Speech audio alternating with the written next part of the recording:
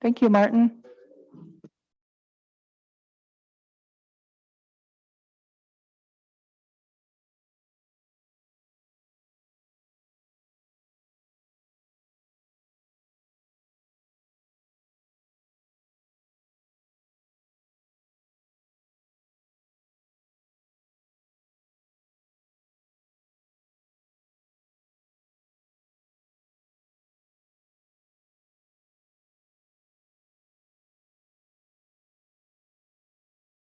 Okay, we're here for a fire update. Go ahead. Esquex, SCL. So just to give you an update on the fires, so we'll start with the Crooks fire, currently under the Type 3 management team of Robert McCrae and Art Trahan. A lot of good work going on there. We got our Oklahoma folks, we got some equipment, our Type 2IA crews plugged in. We're getting assistance from the Bitterroot National Forest and the Swan State unit has sent some resources there as well. We got Johnson Benelli from Navajo Countries there. Well engaged, building a box around this fire. Currently focusing on the main Jocko Canyon. Most of their efforts have been from the gates, South Fork Gate, all the way out to the right underneath Dancing Boy, all along the canal, all along Jocko Road. So now the efforts are to get the slash that was created from that activity away from the areas that we want to use as control lines. Fire sitting at about 1,080 acres in size. It had one significant run 3 days ago that was, I think, visible probably from everywhere on the reservation and off around that circle of Missoula and Seeley Lake. And we flew air attack on top of it. It was a pretty good run, but it ran right back into itself. So it checked itself up and just cleaned out an area. And after that, we received about a ½ inch of rain on the fire. And the plan for today, thank God, we got a Type 2IA crew. They're going to try to go up Gold Creek, tie into a rock, and bring it all the way down to Jocko, and just trying to put in a check line, trying to stop, the western progression of that fire. We've got a cat coming in on the back end up Belmore. We're not opening that road, but what they're going to do is push in a road by Whitehorse and go as far up Gold Creek as we can go and come back down. And just looking to put in a check line to try to stop spread. It hasn't shown a tendency to move that way, but if it does, we just want to have something in place. The next fire we'll talk about is the Boulder 2700 fire. Met with the incident commander this morning, Rick Connell, and we're starting on the glide path. That team is going to turn the fire back to the agency on likely the morning of the 15th. So their last operational period will be the 14th. That fire has received 1.5 inches of rain and is in pretty good condition. Talked with some of the resources. Chief Mountain Hotshots are there from Browning. And as the team starts to unplug, we'll be looking at holding those folks, and they're interested in staying with us. Lyle Sangador is interested in helping. I know resources are going to be critical, and I should have probably led in with this, but our geographical area is now, I think, number 3 in the nation. We used to be number 1, and our fire used to be number 1. And now our geographical area is dropped in priority. California, Northern California, and Oregon and Washington have really kicked up. Colville's really got a lot going on. So that's sucking a lot of the resources that were available out of the system. So it's going to be, we're just going to be fending for ourselves here a little bit. And so it's nice to have friends, the Oklahoma contingent, getting some more folks up from Navajo. holding on to Chief Mountain. There's a crew that's come down from Alaska, a guy by the name of Rob Burney, and I think I've introduced him to you guys several times. He's been down here since 17, maybe even before. He's got a 20-person crew, trying to negotiate to hold on to them as well. And that would be good staffing. We're looking at Chris McCrae is looking at being a trainee and pulling that fire back, trying to marry up a qualified IC3 with him. And, you know, so that glide path we're looking at. Couple of critical decisions are when to let people into the area, the fire area. A lot of the areas have been opened up. Talking to Rick, they're starting to allow through traffic. So Highway 35, that corridor is starting to come back into norm. It's not there. I mean, speed limits are still 35, but they're starting to, you know, slowly reintroduce the public into that fire area. As soon as we had that fire, I knew we were going to have some problems around Highway 35. And we have had trouble with runoff in those areas with Skidoo and Boulder Creek and some of those that come shooting down across Highway 35. So we ordered a bear team. Daryl Martinez is the National Bear Team lead, and he's in place. This morning we met with him at Division of Fire, and we've got Sean DeFrance is the lead for us. We had Casey Ryan. There's a Durgalo that just joined NRD, a young Katie. She used to be on our fire crew. I think she was on our Helitech. AJ Bigby was in there.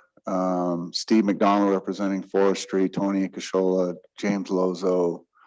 You know, a lot of our specialists were engaged, Shannon Claremont, and then the team members themselves from the bear team, Garth Fisher and Ken and Daryl, and really starting to talk, discuss concerns and get those in place, understand those, and start building a comprehensive bear plan, knowing this fire footprint might change. So we're just going to focus currently on the footprint that it's in, knowing that we might have to amend if things come to life. So they're not only going to look at our primary is going to be Boulder 2700, just with the infrastructure and the highway, but they'll be looking at the Crooks fire as well. So some effort there. We'll probably have them for a week or so, you know, building a plan, and then they'll provide an implementation plan and then hand that off to the principal people so that we can get those critical activities completed in a timely fashion. So Ron, could you explain about the bear teams, what that stands for? I think we have new council members that may not understand that. Sorry, so it's Burned Area Emergency Rehabilitation. So there's a national team that will look at a fire in an area where there's going to be a flood concern over community or things of that nature, infrastructure, or if you have critical bull trout or cutthroat, West Slope cutthroat habitats, or some things that you want to protect, things that are critical to the resources, to the individuals involved, to the agencies that are involved. They look at bringing those people in and building a plan to try to mitigate or alleviate some of the possible destruction that could come after the fire event. You know, you could have a flood that wipes out 35, or you could have this that does that. And so they really look at that to try to help heal that scar and protect the resources at risk. So, you know, we've invited the Department of Transportation, obviously Highway 35, Mark Clary for Lake County, you know, and his interests with the people that reside. So there's some effort going on there. So just to let you know, that team's going to come, I think, meet with council sometime today and start, you know, interacting with our leadership and start building a plan. I think it's important just to note just how much interagency support's been out there again. It's across the board for aviation or crews or what have you. It just seems like, and then the rural fire departments, I mean, just an amazing amount of effort still going forth with our fires. We did have a lightning fire. It was called Bazoo, caught it at 8 acres. It was in the old Chippy Creek scar. and it was trying to move.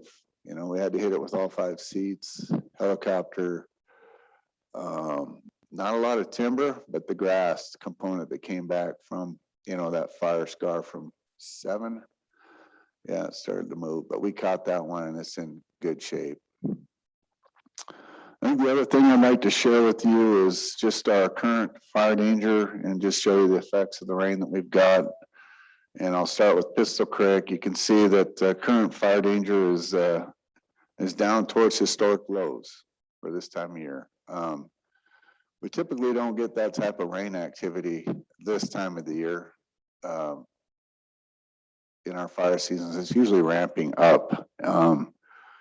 So well-timed rain, I would say. It's going to give us some relief, temporary relief, obviously, and we'll be tracking this and certainly keep you updated if things change. Same for Ronan. Ronan dropped just below normal.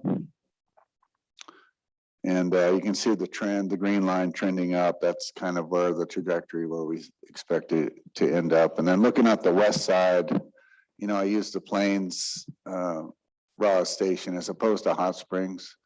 And there's a lot of reasons behind that. You just have to trust me. Plains has a pretty good record, and it's a good station to look at. It's been established since 1954, and it provides, you know, similar weather. We're only 7 miles away from Hot Springs, or actually, if you flew, it's probably 4, and it provides a pretty good indication of what we've got on the west side.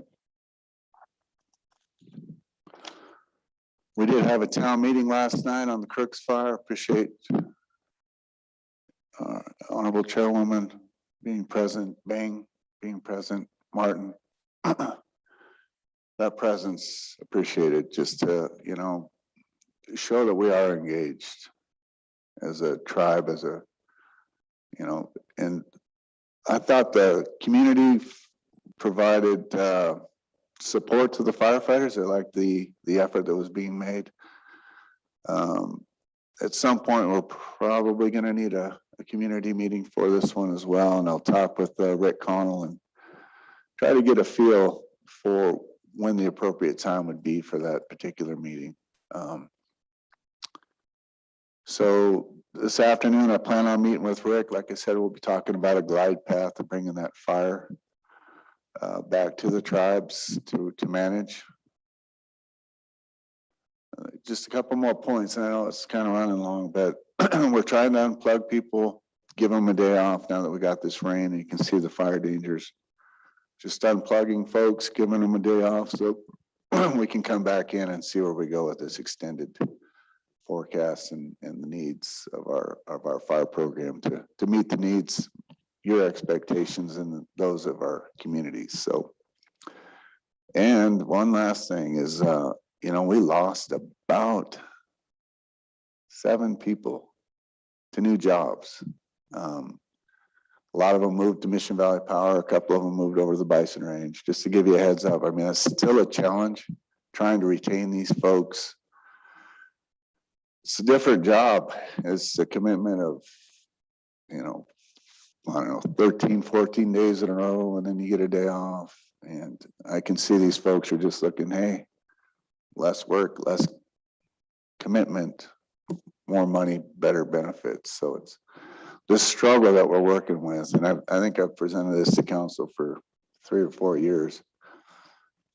And the effort that the tribe's looking at it, bringing our wages up to comparable scale with other programs that do our type of work. And so I've met with personnel. I built, so there are some PDs that are standardized PDs in the fire world, just so the FMOs can handle this type of stuff that we're dealing with right now. So the people in prevention can provide a consistent message, and that our fuels program meets all the criteria, and we have a solid program that puts fire on the ground responsibly. I mean, there's some key, and they're standardized.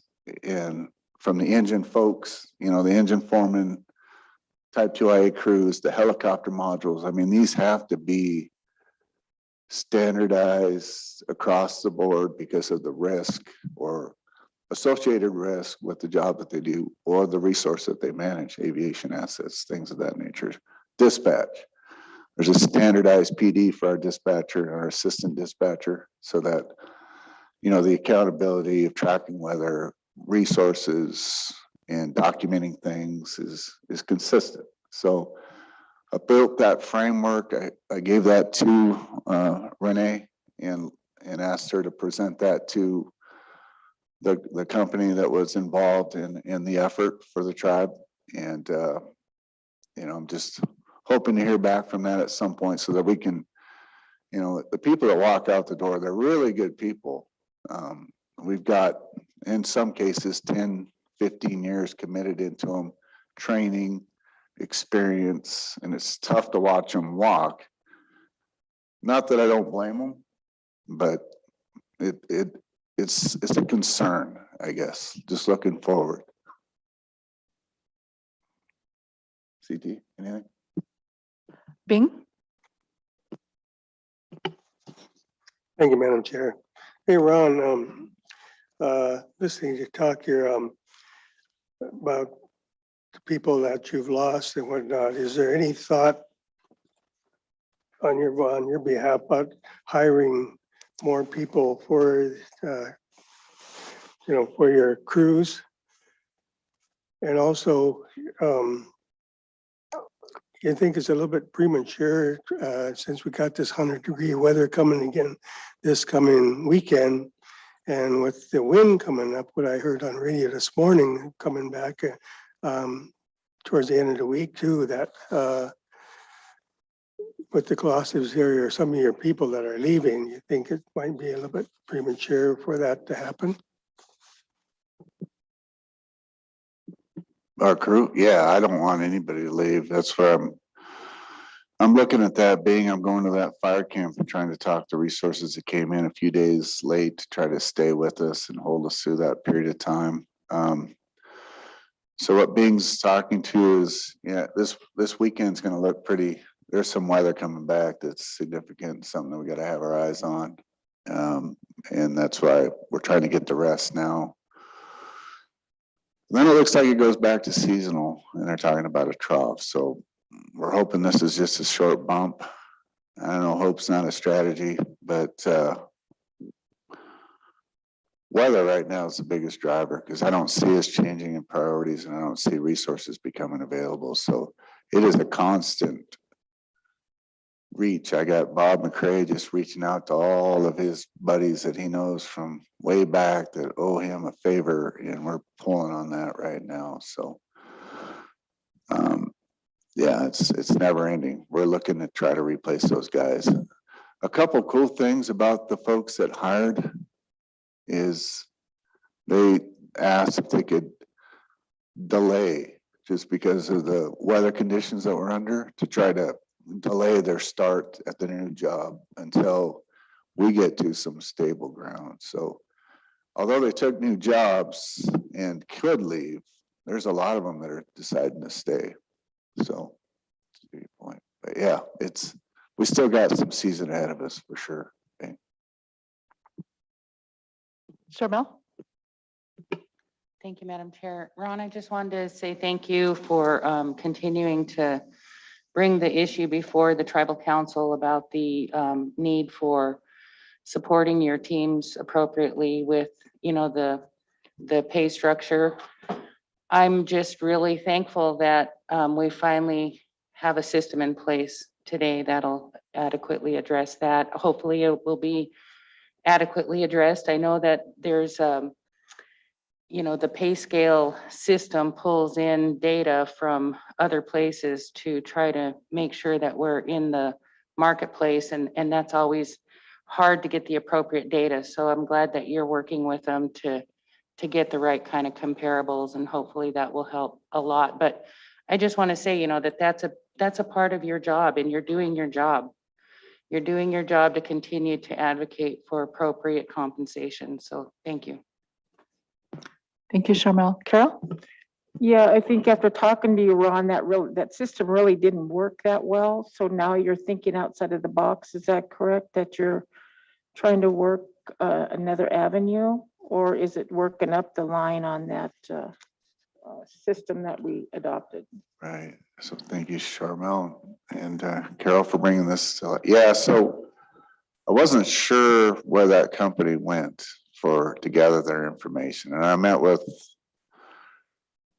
Renee and just talked about some of that. I mean, we are a federally funded program, and within the Bureau of Indian Affairs, they've delineated, if you will, agencies based on complexity, and ours is a high complexity agency. So to be completely fair to our workforce, it would be a BIA federal program that is high complex is about the only comparison that is across the board. I'm not sure that company knew that or went that route, you know, and if you looked at state or other agencies, it's different. So the feds, the BIA in particular, have a structure for how they fund our fire programs. And we run this program for the BIA under Public Law 638. So those are the wages that we should be paying our folks.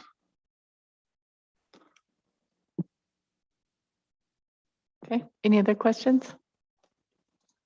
So we got 2 RAS stations specifically for Boulder. Is that correct? I'd have to look. For Boulder, I thought know I we read got that. one up on Crooks. We put one right up there at Jocko Prairie on Crooks, and I could help you find that one.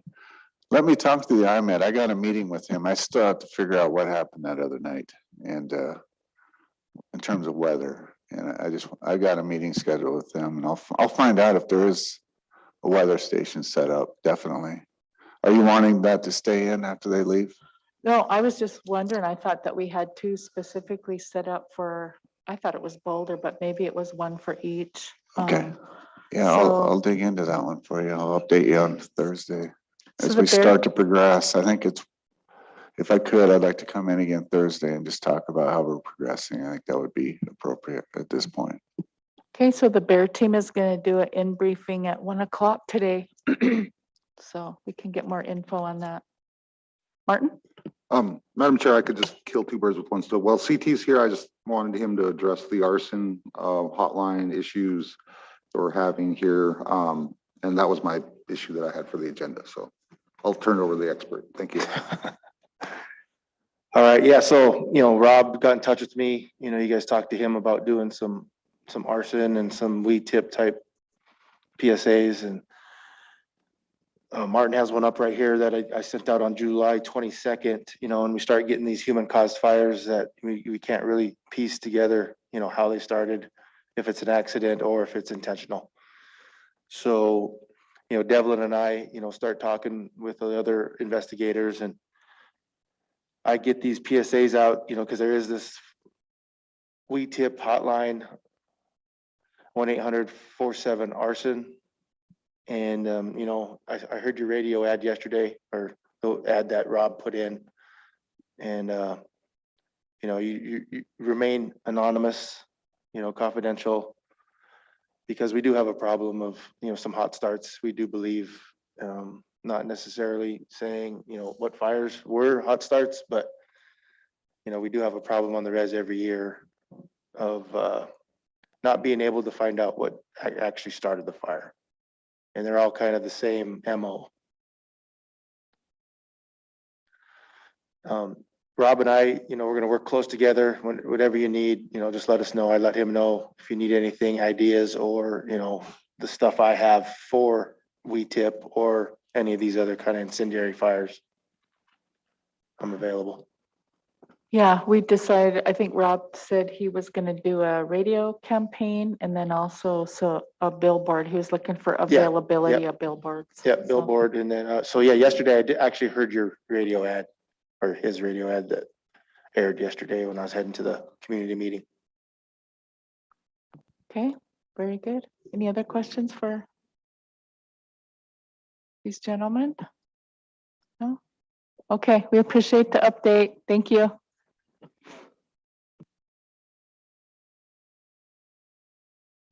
So let's take a quick break before NRD comes in. Let's take 5.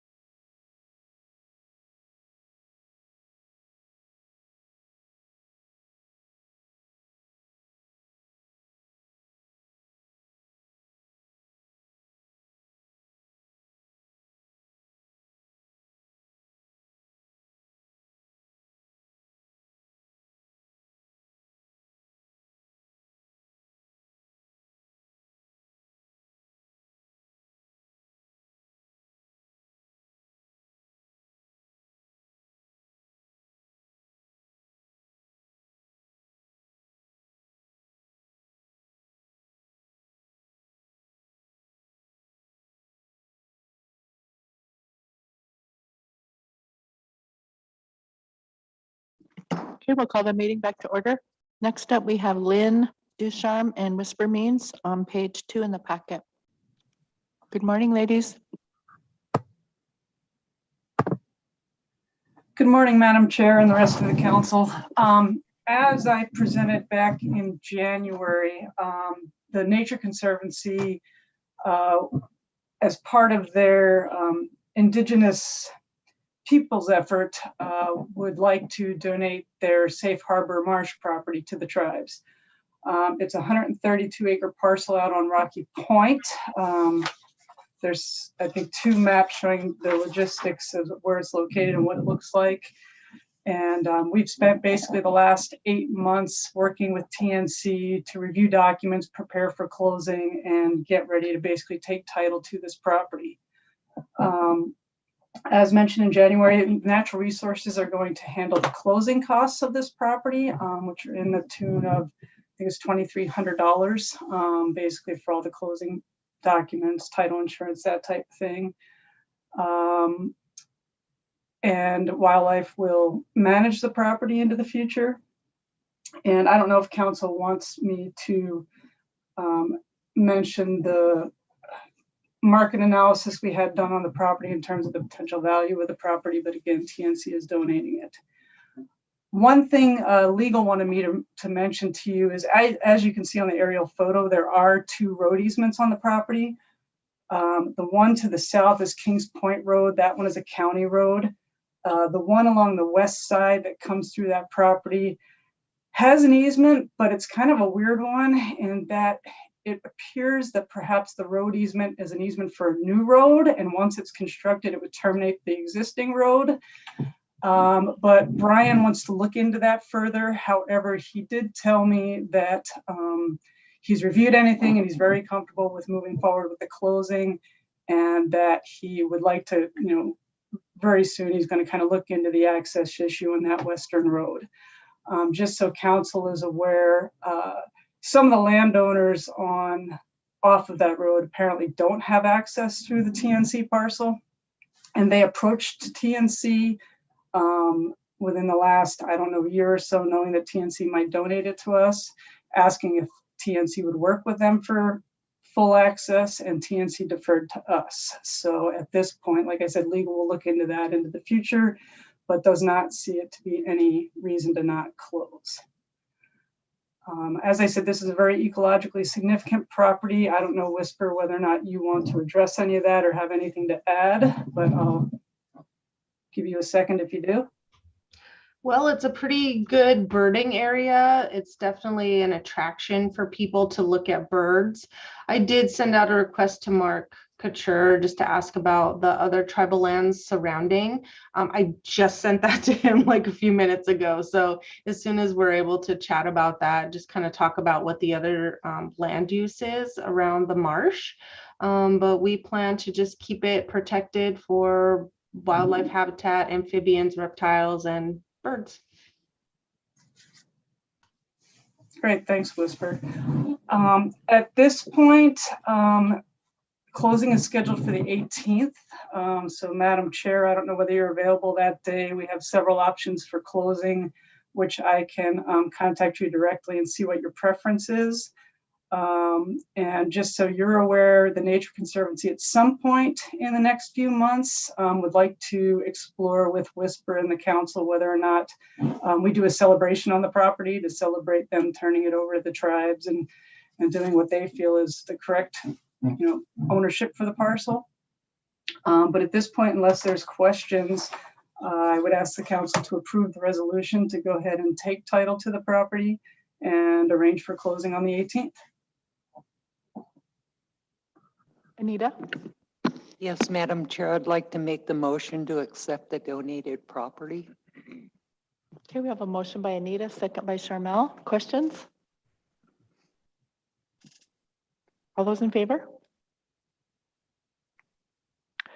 Motion carries unanimous. Thank you. And Thank I can you work very with you much. then on that closing. Okay, sounds great. Thank you. Thank you. Thanks. Okay, next up we have Chauncey Means with the capital equipment approval starting on page 8. Go ahead, Chauncey.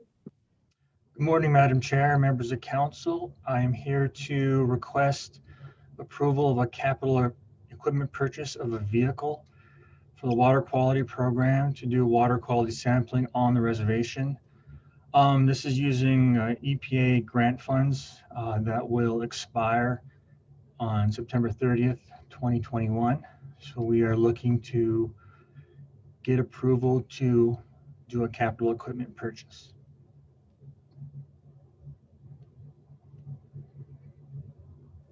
I'm sure I'd make the motion to approve the capital equipment. Okay, motion by Martin, second by Bing. Questions? Ellie? I was just looking at the description of the purchase with the price on page 11. And it looks like the description of the purchase is for a 2021 Ram. Red Pearl, and then the rest of the information is for a 2021 F-150. Just didn't know if it was a... Right. So I included 3 bids that we had gotten from 3 local dealerships. 2 of them are Ford and 1 is the Dodge Ram. So we're still going to go through procurement, but this is just kind of what we're looking at right now. I don't know if you've driven through Ronan, but there is quite a lack of a product out there as far as vehicles. So we're just going to go do our due diligence and try to find something quickly. But that's just kind of an example of what we're looking at right now as far as price and stock. I see that now. Thank you for clarifying. Okay, all those in favor? Okay, motion carries unanimous. Thank you. Thank you, Chauncey.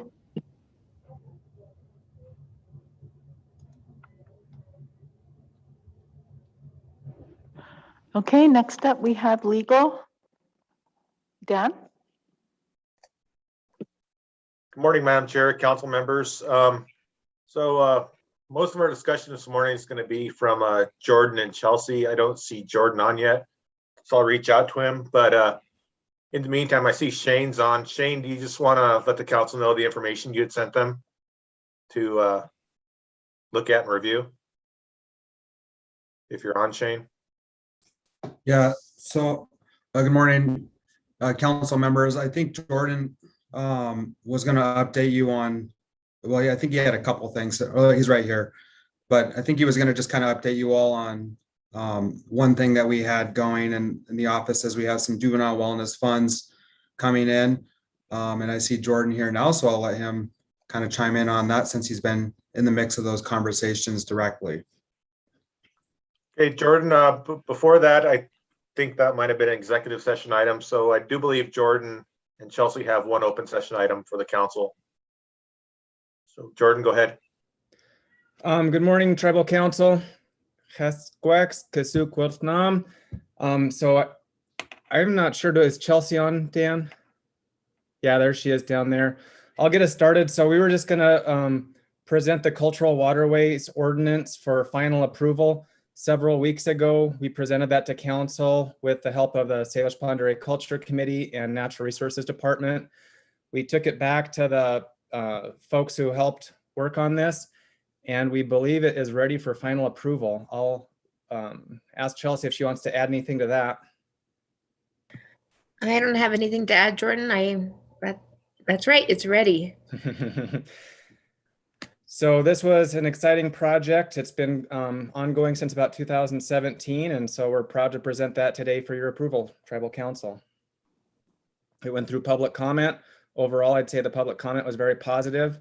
And so this is number 1, presenting the framework to create a cultural waterway, and number 2, designating the Lower Flathead River as a cultural waterway.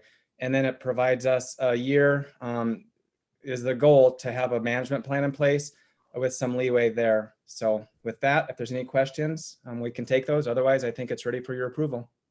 Okay, Martin? Madam Chair, I'd make the motion to approve the cultural waterways and designating the Lower Flathead River as a cultural waterway. Thank you. Okay, we have a motion by Martin. Second by Ellie. Questions? Anita? So thank you guys for presenting this. I can remember being at some meetings about 4 and 5 years ago, and we were talking about doing this for the river. You said you had a year to make the management plan. Are you gonna include the different groups like stock growers and stuff like that?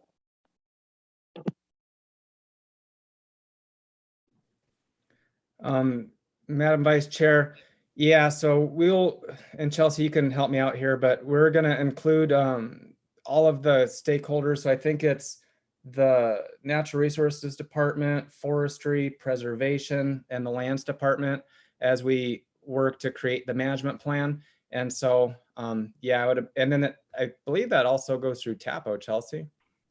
Yeah, if there are any regulations, they would certainly go through TAPO, but one of the recommendations from the public comment period was to involve the public and the different stakeholders in the management plan. So I think that will be a part of the process moving forward. Thank you.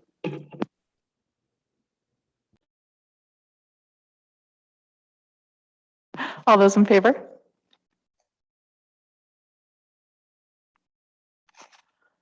Opposed? Mike? Motion carries. Thank you for your work on this.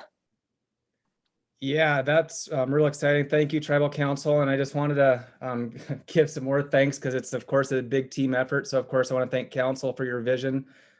In reading about the 1970s and the Mission Mountain Wilderness area, I think this is a continuation of that. And that was a continuation of just us being a tribal people. So I think that's exciting.